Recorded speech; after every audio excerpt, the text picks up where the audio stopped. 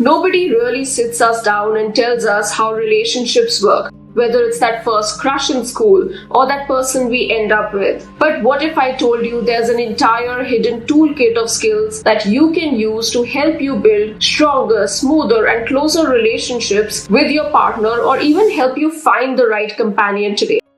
Hi, this is Tasha, and as your mindset and behavior coach, I am here to share with you the ultimate guide to building stronger personal relationships.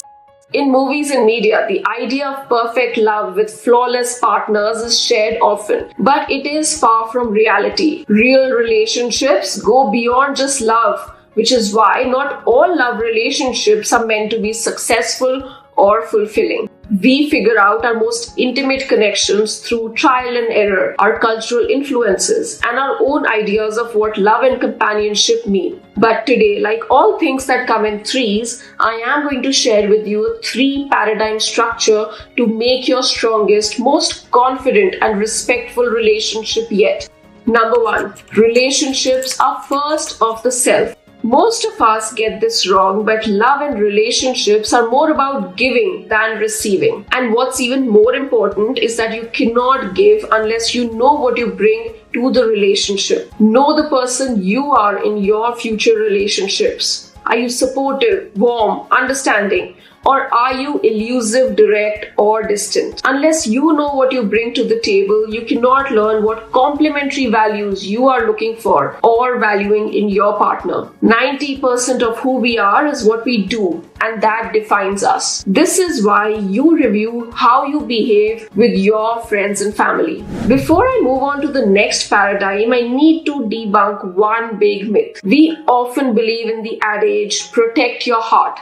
And that makes us believe that love has enemies. So when we get hurt, that old belief surfaces and we promise to never love again. Unfortunately, what we do not understand in all of this is that love is never diminished. When you feel someone has hurt you, it has hurt your emotions, your expectations, and your ego, not your love. In believing that our love was hurt, we diminish the awareness of love. So we start to learn to live with suffering better than what we lived with love. Every time you think things are not going well, the fear of hurt or even expectation of reciprocity starts to play in our minds. That's the moment we start to lose the courage to love. This brings me to my second paradigm. All relationships are atypical. Not everything from your past relationship will show up in your current relationship. And you will be surprised, but maybe nothing of those two experiences is the same.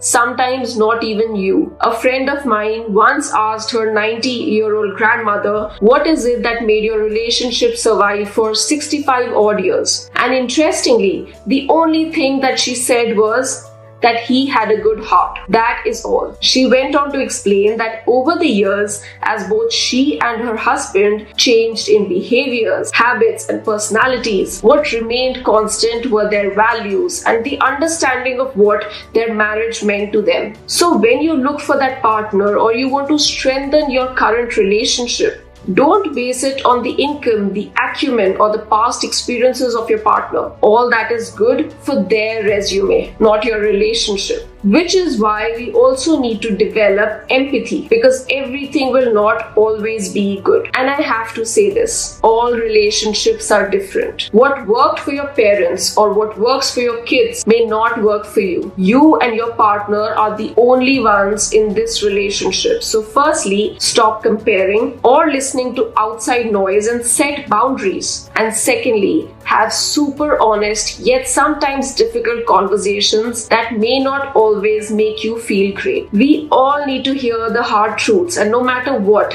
they will sting. So make sure you and your partner are ready for it. There is a belief in the coaching community that the more work someone needs, the less they can handle. And it couldn't be truer in this case. Only you and your partner know the relationship that you have. So make the changes that you both can handle.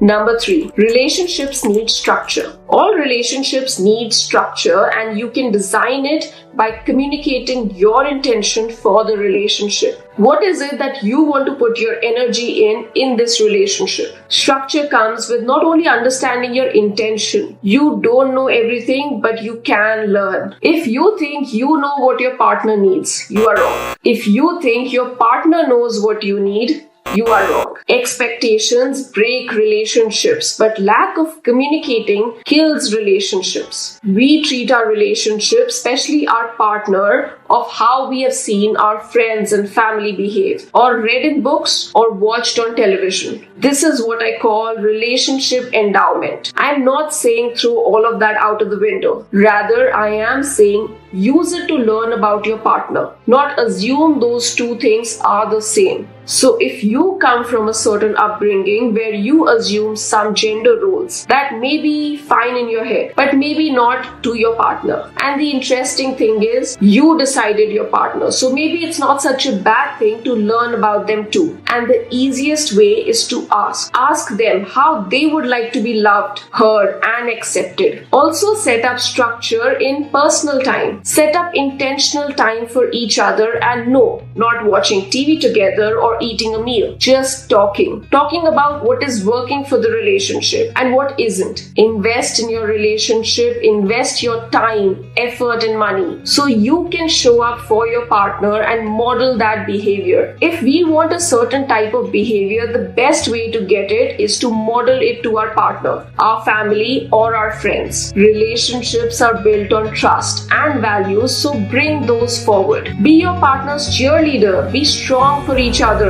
Solve the issues now. And if you enjoyed this video, check out my next video here. Until then, bye.